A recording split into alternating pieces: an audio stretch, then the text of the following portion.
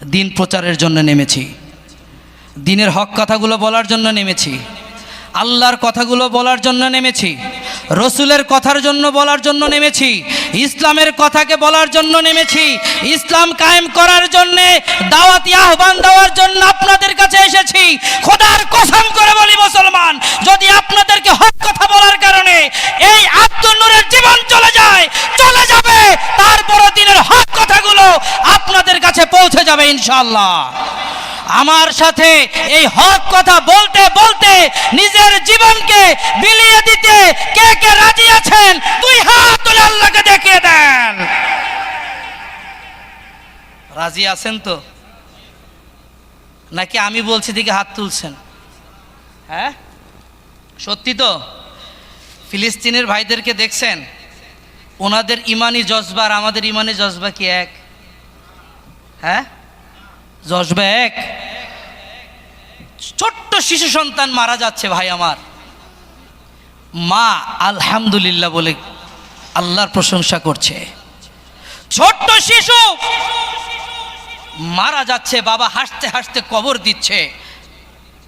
ও মুসলমান, আজকে আপনিও মুসলমান, আমিও মুসলমান, ফিলিস্তিনের ভাইরাও মুসলমান। তারা শাহাদাতকে বরণ করে নিয়েছে, আমরা শাহাদাতের কথা বলতে ভয় পাই। জোরে বলেন কথা ঠিক কি না? এ মুসলমান শুনে নেন, যদি ইমানের মজবুততা যদি আপনাকে আনতে হয়, আপনাকে ফিলিস্তিনের দিকে লক্ষ্য করতে হবে। আপনি যদি মুসলমান হতে হয়, তাহলে ফিলিস্তিনের ভাইদেরকে আপনার আমলে নিয়ে নিজের ইমানকে মজবুত করতে হবে। জোরে বলেন ঠিক কি না? আমার দুঃখে বলতে হয়, ভারাক্রান্ত মন নিয়ে বলতে হয়, আল্লাহর জমিনে আল্লাহর দিন কায়েমের কথা বলবো, তারপরও বাধা দেওয়া হয়। আল্লাহর দিন কায়েমের জন্যে আল্লাহর কথাগুলো, হক কথাগুলো প্রচার করব, আর এক ভাইয়ের জন্য দোয়া করব, তার বিরোধিতা কথা করা হয়। আমি জানি না আপনাদের এলাকায় কথাগুলো হয় কি না, কিন্তু আমার দেশে হয়। ভাইরা আমার শোনেন, ফিলিস্তিনি ভাইদের পক্ষে যদি দোয়া করা হয়, তাহলে তাকে বন্দী করা হবে, এমন বাণীও শোনা যায়। কপাল পোড়া, ওরা কপাল পোড়া। ও ভাইরা আমার, আমি একটা আবদার আপনাদের কাছে রেখে যাই, যদি মুসলমানের বাচ্চা হয়ে থাকেন, যদি মুসলমানের বাচ্চা হয়ে থাকেন, ইসলামের জন্য যতদিন বাঁচবেন ততদিন ফিলিস্তিনি ভাইদের জন্য দোয়া করবেন। এতে আপনার জেল হোক, এতে আপনার উপরে জুলুম আসুক, কে কে রাজি আছেন? আরেকবার হাত তুলে আল্লাহকে দেখিয়ে দেন। ভাইরা আমার, আল্লাহর জন্য জীবন দিতে হবে, কথা ঠিক কিনা? ঠিক কিনা বলেন ভাইরা আমার? কয়দিন বাঁচবেন বলেন, কয়দিন বাঁচবেন? আপনি আমি যদি সঠিক পথের ভিতরে আসি ভাই, আমাদের তকদির এতটাই ভালো, আল্লাহর নবী মুহাম্মদুর রাসূলুল্লাহ সাল্লাল্লাহু আলাইহি সাল্লামের উম্মত হওয়ার কারণে আল্লাহ পাক বলছেন, বন্ধু আপনার উম্মতেরা যদি কিয়ামতের ময়দানে আপনার কাছে প্রকাশ করতে পারে সে আপনার উম্মত, আপনি যদি এই শাহাদাত আঙ্গুলে দিয়ে ইশারা করে বলেন, আল্লাহ এটা আমার উম্মত, এটা আমার উম্মত, এটা আমার উম্মত, আপনার ইশারা দিতে দেরি হবে, আমি আল্লাহ তাকে জান্নাতে দিতে দেরি হবে না। আরো জোরে বলেন সুবহানাল্লাহ। ভাইরা আমার, সেই আল্লাহর নবী মুহাম্মদুর রাসূলুল্লাহ সাল্লাল্লাহু আলাইহি ওয়াসাল্লামের, তিনি এমন একজন নবী ছিলেন যে নবীর কথা সব নবীরা কিতাবের ভিতরে বলে গিয়েছেন। সেই নবীর উম্মত আমরা হতে পেরেছি, এই জন্য আমরা খুশি না বেজার? আর একবার জবান খুলে বলা যাবে কি খুশি না বেজার? ভাই আমার, আল্লাহর নবী কিয়ামতের ময়দানে আপনাকে সুপারিশ করে জান্নাতে নেবেন, আর আপনি দুনিয়ার ভিতরে তার কথা মতো চলবেন না, তাহলে কিয়ামতের ময়দানে আপনার আমার হিসাব নিকাশ আল্লাহর নবী কি আল্লাহর কাছে দিতে পারবেন? দিতে পারবেন? আপনাকে গোপনে আল্লাহর রসুল যখন জান্নাতে দিবেন, তখন আল্লাহর নবী সুপারিশ ছাড়া দেওয়ার কোনো সুযোগ নাই। আল্লাহ পাক দিবেন না, আল্লাহ ওয়াদা করেছেন। ভাইরা আমার, আল্লাহর নবী একদিন কাবাগরের সাথে হাতিমের সাথে হেলান দিয়ে দিয়ে কাঁদছেন আর বলছেন, আল্লাহ রে, আমার উম্মতের অবস্থা কি হবে, আমার উম্মতের অবস্থা কি হবে। ভাইরা আমার, মনের দুঃখে কান্দে। এইদিকে কাফেরেরা আল্লাহর নবীর দুইজন পুত্র সন্তান যখন দুনিয়া থেকে বিদায় নেয়, বিদায় নেওয়ার পরে কাফেরেরা আপনার নবী, আমার নবী, দয়াল নবী, দুজাহানের বাদশাহ নবী, তাকে নির্বংশ বলে গালি দেয়। তার কোনো বংশমর্যাদা কেউ ধরে রাখতে পারবে না, এমন কথা বলে বলে আমার নবীর দিলে কষ্ট দেয়, মনে কষ্ট দেয়। হাতিমের ভিতরে হেলান দিয়ে আল্লাহর নবী কান্দেন। হযরতে আনাস রাদিয়াল্লাহু তাআলা আনহু এসে ডাক দিয়ে বলেন, ইয়া রাসূলুল্লাহ, ইয়া হাবিবাল্লাহ, কি কারণে আপনি কাঁদেন, একটু জানতে চাই। আল্লাহর নবী বলেন, ও আনাস, আমি কান্দি আমারে কাফেরেরা নির্বংশ বলে গালি দেয়। আমি কোনো পুত্র সন্তানের পিতা নয়, এই জন্যে কাফেরেরা আমারে গালি দেয়। এমন কথা শোনার পরে আল্লাহ বলেন, ও জিব্রাইল, তুই কি আমার বন্ধুরে দেখিস না রে জিব্রাইল? আমার বন্ধু মনে কষ্ট নিয়ে বসে আছে, যা যা যা আমার বন্ধুর কাছে বলে দিয়ায় তার পুত্র সন্তানদের জন্যে দুঃখ করার কোনো কারণ নাই, পুত্র সন্তানদের জন্য কোনো কান্না করার প্রয়োজন নাই। আমি আল্লাহ তার দুইজন পুত্র সন্তান দুনিয়া থেকে উঠিয়ে নিয়ে এসেছি, কিন্তু আমি তাকে এমন মর্যাদা দিয়েছি, মুসলমান যত যত যত মানুষ আসবে সব আল্লাহর নবীর রুহানি সন্তান। আমরা কার রুহানি সন্তান? আমরা কার রুহানি সন্তান? নবীজির রুহানি সন্তান। আল্লাহু আকবার। আর একটু জোরে বলা যাবে কি? আল্লাহু আকবার। হে রাসূল,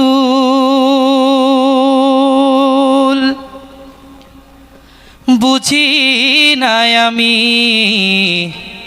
রেখেছ বেঁধে মোরে কোন সুতোয়, তুমি রেখেছ বেঁধে মোরে কোন সুতোয়।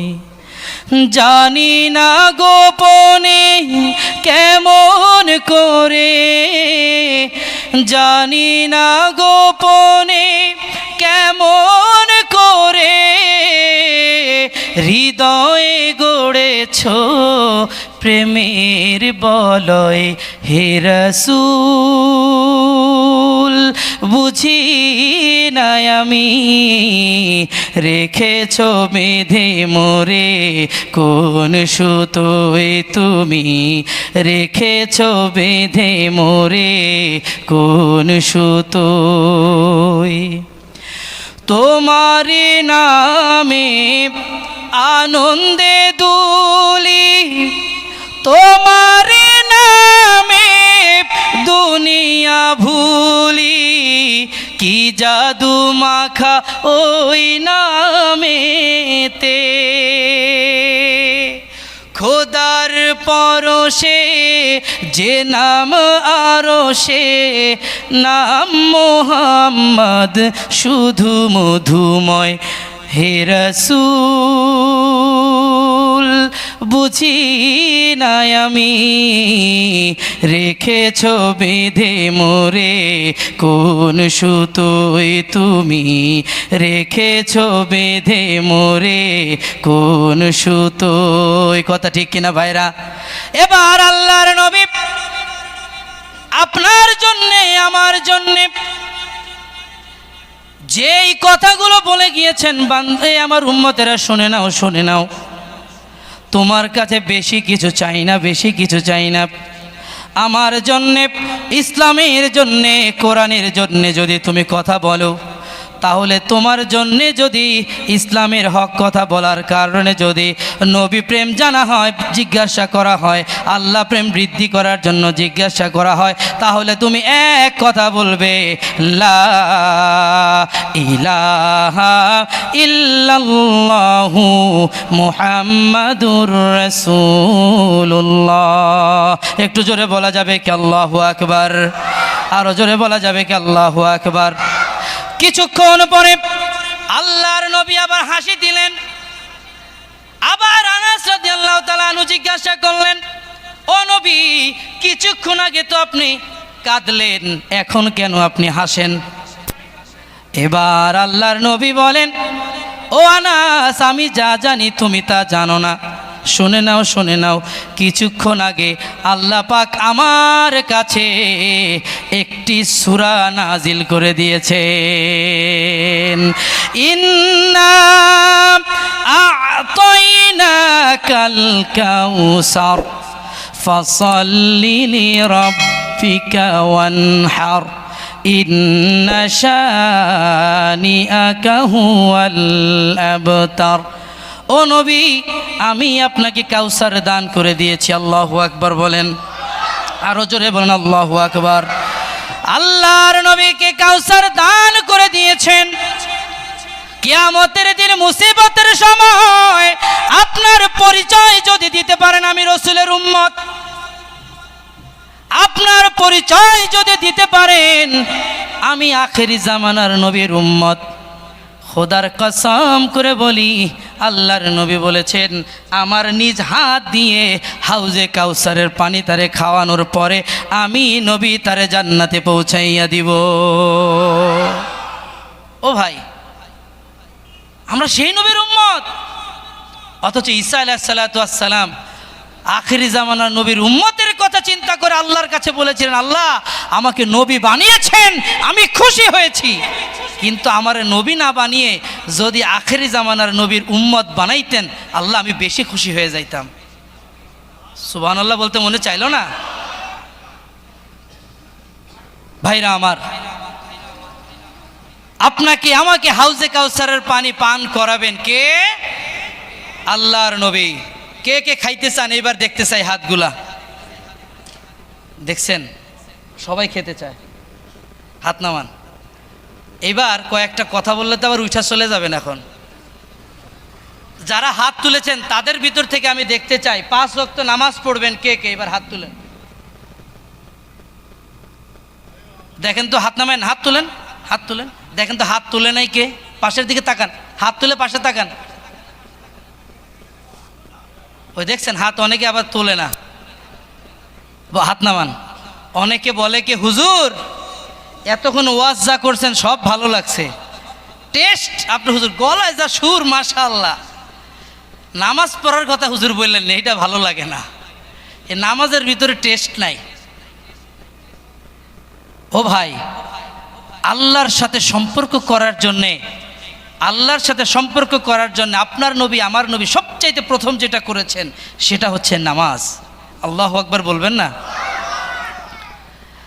আপনার জন্যে আমার জন্যে আপনার নবী আমার নবী দোজাহানের বাদশা নবী, তিনি মেরাজে গেছেন। মেরাজে গিয়ে আপনাকে ভুলছে ভাই? আপনাকে ভুলেছেন? আমার নবী আপনার নবী ভুলেছেন? ভুলেন নাই। ওইখানে গিয়েও আল্লাহর কাছে বলছেন, আল্লাহ আমি তো এই জায়গায় আসলাম, কিন্তু আমার উম্মতেরও তো আল্লাহ আপনার কাছে আসতে পারতেছে না। আল্লাহ তখন বললেন, তার রসুলকে কত ভালোবাসেন। আল্লাহ তখন বলছেন, বন্ধু আপনি তো কষ্ট করে আমার কাছে এসেছেন, আর আমি আল্লাহ আপনার সম্মানে আপনার উম্মতের কাছে আমি দৈনিক 5 বার যাব। ও ভাই, এই 5 বার কখন জানেন? 5 ওয়াক্ত নামাজের সময়। আল্লাহু আকবার বলবেন না? ভাইরা আমার, যখন নামাজ আদায় করবেন,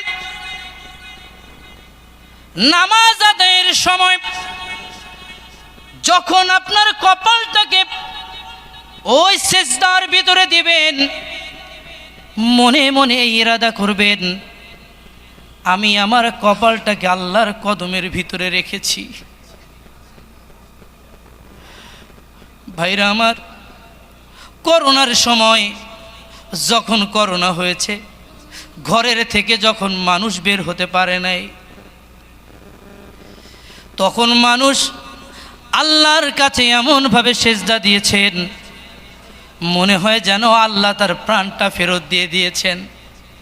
যখন সেজদা দিয়েছেন, ওই সেজদার কারণে মনে হচ্ছিল আমার নামাজ আল্লাহর কাছে কবুল হয়েছে। এমন আমাদের কাছে লাগছে কি লাগে নাই ভাইরা আমার?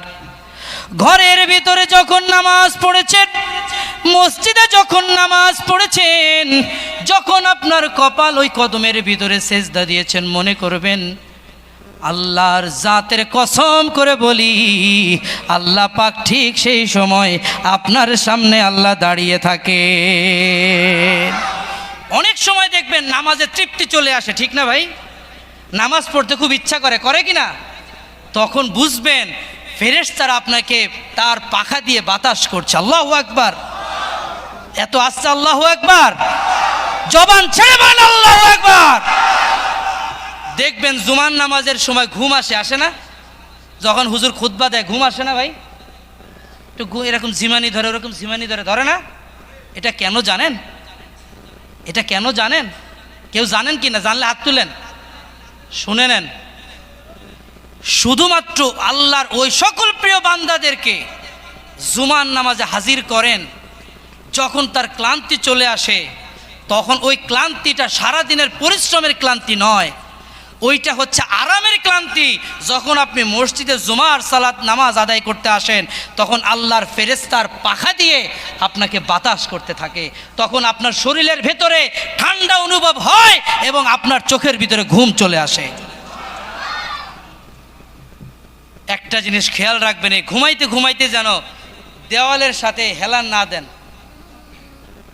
কেউ যেন এইভাবে কেউ না ঘুমায়, কারোর সাথে হেলান দিয়ে যেন না ঘুমায়। যদি ঘুম দেয় তাহলে তার অজু থাকবে না। আমি অনেক মসজিদে দেখছি, আপনাদের দোয়ায় অনেক মসজিদে নামাজ পড়ার সুযোগ হয়েছে, দেখি ঘুমাইতেছে, কতক্ষণ পর পর চোখ দিয়ে দেখে যে আসলে খুতবা শেষ কি না, আবার ঘুমায়। যখন ইকামত দেয় আল্লাহু আকবার, আরে এই বেটা তুই তো হেলান দিয়ে ঘুমাইলি, অজু কর। এই কথা পিছন দিক থেকে আর মুসল্লি বলেও না, বলে বলে কেউই বলে না। ঘুম দিয়েছে, অজু শেষ, অজু ছাড়া নামাজ পড়ছে। আপনার ঘুম হয়ে গেছে, আপনি সাথে সাথে দৌড় দিয়ে উঁচু করে আসেন, এক রাকাত যদি ছুটে যায় যাক,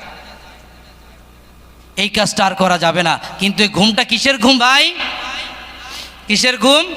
জান্নাতের একটা বাতাস, ঠান্ডা বাতাস আপনার শরীরে লাগে, এই জন্যই ঘুমটা চলে আসে।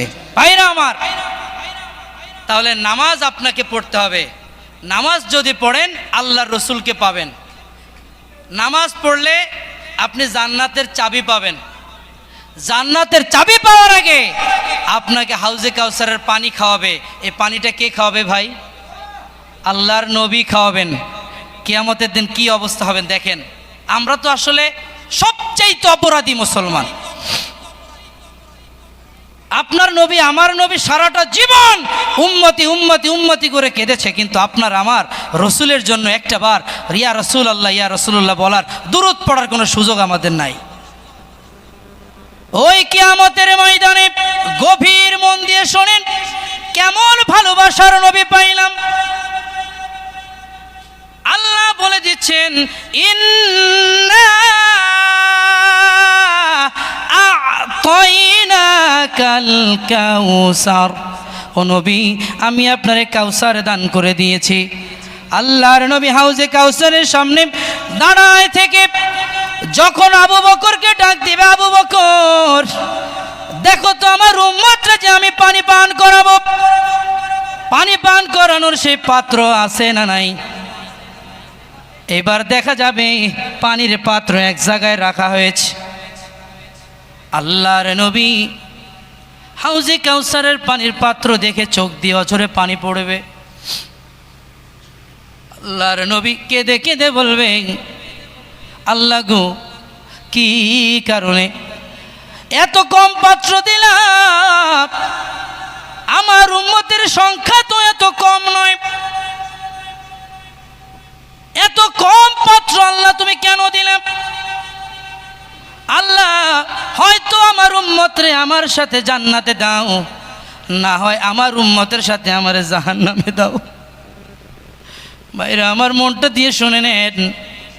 এবার আল্লাহর কাছে বলে, যেইভাবে হোক আমার হাউজে কাউসারের পানির পাত্রগুলো আমার বেশি লাগবে, হাউজে কাউসারের পাত্র দেন।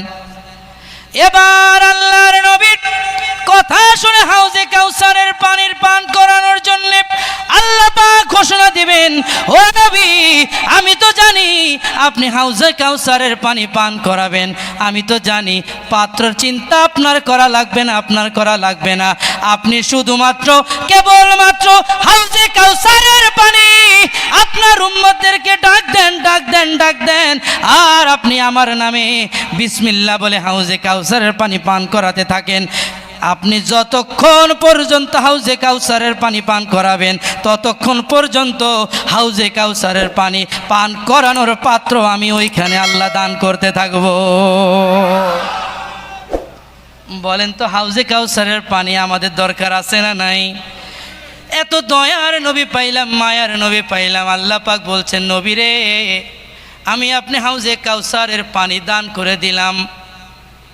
ইন্না আতাইনা কাল কাউসার ফাসাল্লি লিরাব্বিকা ওয়ানহার। যখন নবী খুশি হয়ে গেলেন যে আমার উম্মতদেরকে নিয়ে আমি কোথায় যাব? জান্নাতে যাব। ও ভাই, আমি এখানে একটু হাত তুলে দেখতে চাই, জীবনে একটা গুনাহ করেন না? একজন হাত তুলে দেখান তো। আমার জীবনে একটা গুনাহও নাই এমন একজন ব্যক্তি হাত তুলে দেখান। কারো বুকের ভিতরে সাহস নাই একজন ব্যক্তি হাত তুলে দেখাবে, অথচ একজন ব্যক্তির বয়স 80 বছরও আছে, 90 বছরও আছে। এত সময় থাকার পরেও এই কথা তোলার মতো, হাত তোলার মতো সাহস আমাদের কারো নাই। তারপরেও আপনাকে আমাকে ওই কিয়ামতের ময়দানে আল্লাহর নবীর উম্মত হিসাবে আল্লাহ পাক মাফ করে দিবেন। قل يا عبادي الذين أسرفوا على أنفسهم لا تقنطوا من رحمة الله। الله أكبر। আরো জোরে বলেন আল্লাহু আকবার।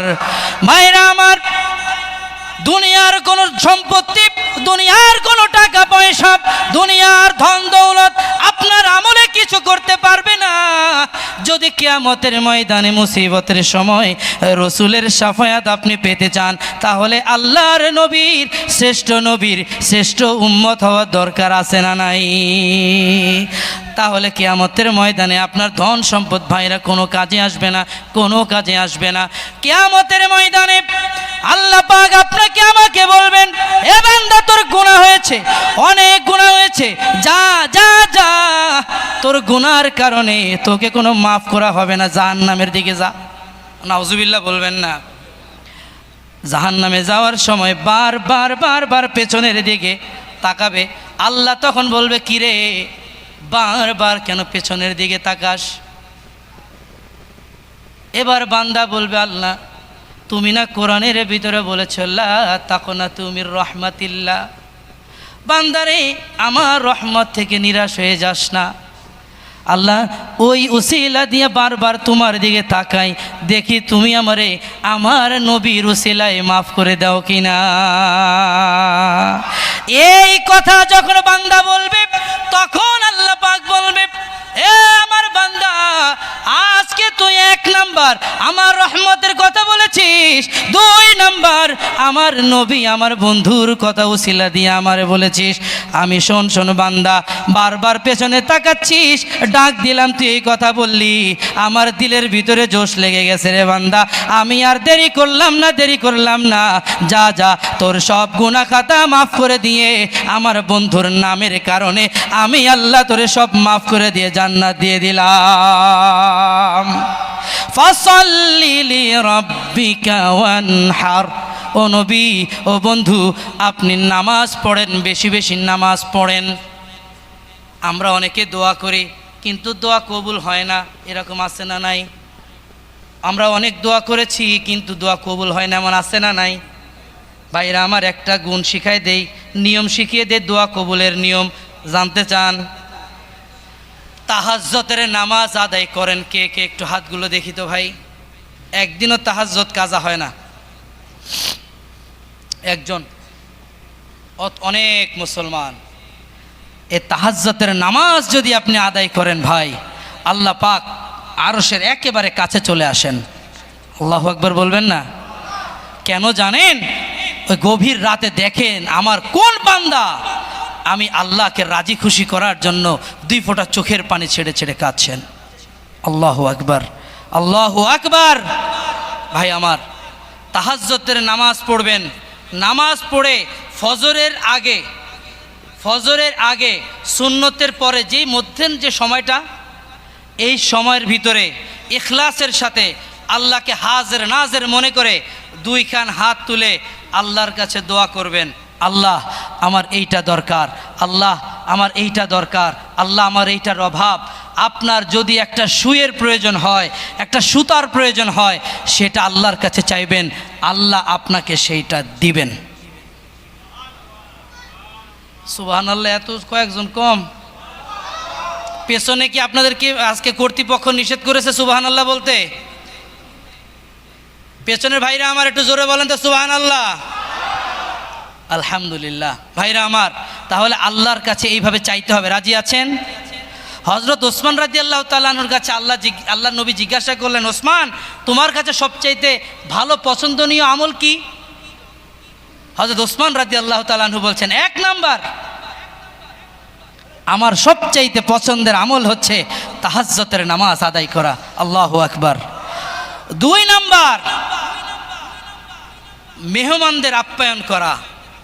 3 নাম্বার, সমাজের ভিতরে সালামের প্রচলন করা। সুবহানাল্লাহ বলবেন না? তাহলে আপনার আমার যদি কোনো কিছু চাইতে হয়, কার কাছে চাইতে হবে? আরো জোরে বলেন, কার কাছে চাইতে হবে? আল্লাহ পাক সেটা দিবেন কি দিবেন না? যুবক ভাইরা মনে মনে পাইছে আজকে কথা, হুজুর যেহেতু বলছে, বিয়ে তো এখনো করি নাই, তাহাজ্জুদের নামাজ পড়ে আমি হেরে চামু আজকে, দেখি হুজুরের দোয়া কাজে লাগে কিনা। আচ্ছা বলেন তো, এই আকামের দোয়া করলে কি আল্লাহ কবুল করবে? হ্যাঁ, কথা কয় না। ও ভাই শোনেন, দোয়া করতে হবে ইখলাসের সাথে। কার জন্যে? আল্লাহর জন্যে। পরের জন্য আপনাকে চাইতে হবে, নিজের জন্য আমার চাইতে হবে, আপনার জন্য আমার চাইতে হবে, আমার জন্য আপনাকে চাইতে হবে। ফাসাল্লি, নামাজ পড়তে হবে নামাজের মতো। ওয়ানহার, এবং কোরবানি করে। কোরবানি খালি পশু কোরবানির কথা বলা হয় নাই, খালি পশু কোরবানির কথা বলা হয় নাই ভাই, এখানে আপনার দান সদকার কথাও বলা হয়েছে। ফাসাল্লি লিরাব্বিকা ওয়ানহার ইন্না শানিয়াকা হুয়াল আবতার। আল্লাহ বলছেন, বন্ধু, যারা আপনাকে নির্বংশ বলছে তারাই প্রকৃত পক্ষে নির্বংশ। জোরে বলেন কথা ঠিক কিনা? আরো জোরে বলেন ঠিক কিনা? হজে গেছেন কে কে? হজ বা উমরায় কে কে গেছেন? এই যে হাজী সাহেব, আপনাদের কাছে জিজ্ঞাসা করি, ওই জায়গায় আবু জেহেলের ছেলের সাথে পরিচয় হয়েছে? আবু জেহেল, উতবা সাহেব আর নাতি নুতনির সাথে কোনো পরিচয় হয়েছে? যারা উমরায় বা হজে গিয়েছেন তারা যদি ওইখানে আর্মি বা কারো কাছে জিজ্ঞাসা করেন যে ভাই আবু জেহেলের বাড়ি কোথায়, কেউ বলতেই পারে না। ওরা আবু জেহেলকে চিনেই না, আবু জেহেলকে তারা চিনেই না, জানেই না। ও ভাই, তার মানে কি আল্লাহর নবীকে যারা নির্বংশ বলেছে, আজও সমাজের ভিতরে তারা নির্বংশ। জোরে বলেন ঠিক কিনা? জবান ছেড়ে বলেন ঠিক কিনা? আপনাদের কাছে একটা দাবি রেখে আজকে কথা শেষ করব ভাইরা আমার। আপনার সামনে যদি তাজেদারে মদিনা মুহাম্মদুর রাসূলুল্লাহ সাল্লাল্লাহু আলাইহি সাল্লামকে অপমান করে, আপনারা কি বসে থাকতে পারবেন? পারবেন? ও ভাই মনে রাখবেন, আমি আমার কথা বলে থাকি, আমার বাবাকে গালি দাও, আমি সেটা সহ্য করে নেব। আমার মাকে গালি দাও, আমি সহ্য করে নেব। আমার আত্মীয় স্বজনকে গালি দাও, আমি সেটা সহ্য করে নিব। কিন্তু আমার নবীকে, আমার কলিজার টুকরা নবীকে যদি অপমান করে, অপদস্থ করে, হেয় করে, প্রতিপন্ন করে একটা শব্দ উচ্চারণ করো, খোদার কসম তুমি যেই মানুষই হও না কেন, কণ্ঠের উপরে পাড়া দিয়ে মুখের থেকে নলে টান দিয়ে ছিঁড়ে নিয়ে আসবো। এই এরাদা কার কার আছে? দুই হাত তুলে আল্লাহকে দেখিয়ে দাও। নারে তাকবীর, নারে তাকবীর, নারে তাকবীর। আল কোরআনের আলো, আল হাদিসের আলো। মনে থাকবে মুসলমান, আমরা রসুলের উম্মত, আমরা রসুলের উম্মত। এই হিসাবে রোজ কিয়ামতের ময়দানে মুক্তির আশা কে কে করতে পারি? হাত নামাবেন না, আমার সাথে হাত উঠান, চক্ষু বন্ধ করেন, সবাই চক্ষু বন্ধ করেন। আমি যা বলবো আমার সাথে সবাই বলেন, ইয়া আল্লাহ। আরো জোরে, ইয়া আল্লাহ। আমরা তোমার রসুলের উম্মত, তোমার প্রিয় বন্ধুর উম্মত। আমরা গুনাহ করেছি, আমরা অপরাধ করেছি, তোমার বন্ধুর শাফায়াত ছাড়া জান্নাতে যেতে পারবো না। ইয়া আল্লাহ, আমরা আজকে হাত তুলেছি একটা আশায়, একটা ভরসায়। আমরা আমার রসুলের সাথে, আপনার বন্ধুর সাথে দলবদ্ধভাবে একসাথে জান্নাতে প্রবেশ করব। এর জন্যে সকল পাপ থেকে আমাদেরকে মাফ করে দাও, মাফ করে দাও, মাফ করে দাও। আমার শ্রেষ্ঠ নবীর শ্রেষ্ঠ উম্মত হিসাবে আমাদেরকে কবুল করে নাও, আমাদেরকে কবুল করে নাও, আমাদেরকে কবুল করে নাও। তোমার বন্ধুর জন্যে আমাদের জীবনের সকল রক্ত বিলিয়ে দিতে প্রস্তুত আছি, প্রস্তুত আছি, প্রস্তুত আছি। আমিন ইয়া রব্বাল আলামিন। হাত নামান। ভাইরা আমার, একটা বুদ্ধি শিখাই দেই। যদি কিয়ামতের ময়দানে আপনি আল্লাহর কাছে মুক্তি পেতে চান, তাহলে সব সময় আপনাকে দুরূদ পড়তে হবে। সব সময় কি পড়তে হবে?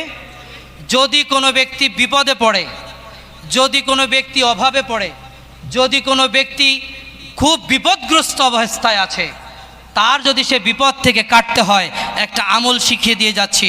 এই আমলটি করবেন প্রত্যেকটা দিন ফজরের পর এবং মাগরিবের পর, ফজরের পর এবং মাগরিবের পর 100 বার ইস্তেগফার পড়বেন। কয়বার? ইস্তেগফার মানে বুঝেন তো? আস্তাগফিরুল্লাহ রব্বি মিন কুল্লি যানবি ওয়া আতুবু ইলাইহি লা হাওলা ওয়ালা কুওয়াতা ইল্লা বিল্লাহিল আলিয়্যিল আযীম। কয়শো বার? 100 বার পড়বেন। 100 বার দুরূদ শরীফ পড়বেন, 100 বার দুরূদ শরীফ পড়বেন, 100 বার ইস্তেগফার পড়বেন। দুহাত তুলে আল্লাহর কাছে ফকিরের মতো, মিসকিনের মতো, অসহায়ের মতো আপনারা আল্লাহর কাছে চাইবেন। আল্লাহ পাক সেটা কবুল করে নেবেন 40 দিনের ভেতরে ইনশাআল্লাহ। আমরা রাজি আছি? রাজি আছি? সবাই নামাজের সূরাতে একটু বসেন। নামাজে যেইভাবে আমরা বসি সেইভাবে আমরা একটু বসবো ভাইরা।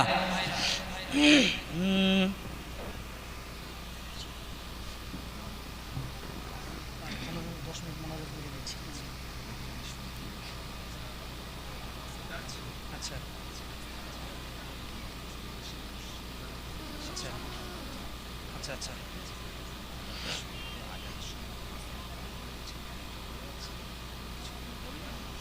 আমাদের সময় উঠে গেলে তখন বিশৃঙ্খলা হয়ে যাবে।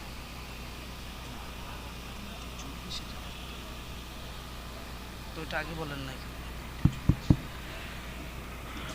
আচ্ছা ঠিক আছে, যারা দাঁড়িয়ে আছেন একটু বসেন, দয়া করে বসেন। আজকে নিষ্পাপ হয়ে বাড়িতে ফিরবো তো ইনশাল্লাহ।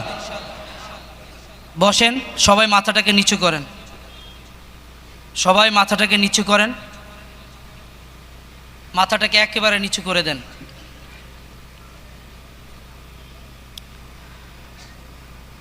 ভাইরা আমার,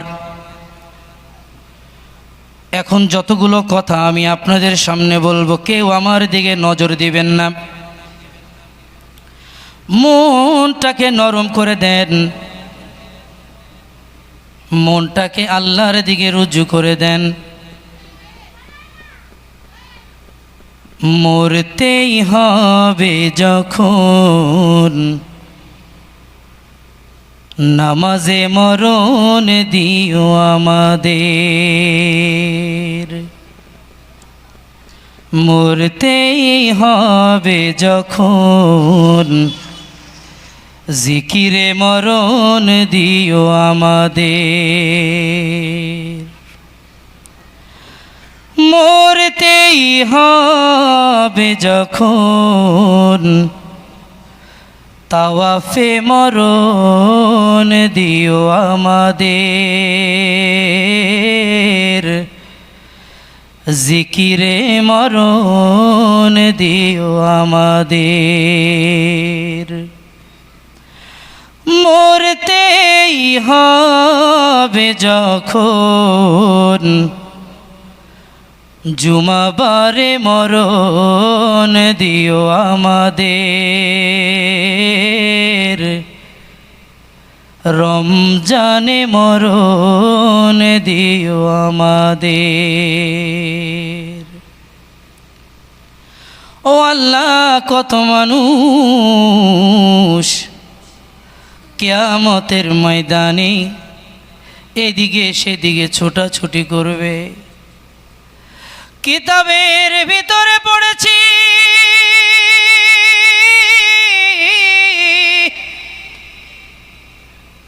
কত মানুষ আল্লাহর কাছে গিয়ে মাপ চাবে। মালিক রে, ওই কিয়ামতের ময়দানে একটা নেকির কারণে কেউ জান্নাতে যাইতে পারবে না। এমন অনেক ব্যক্তি থাকবে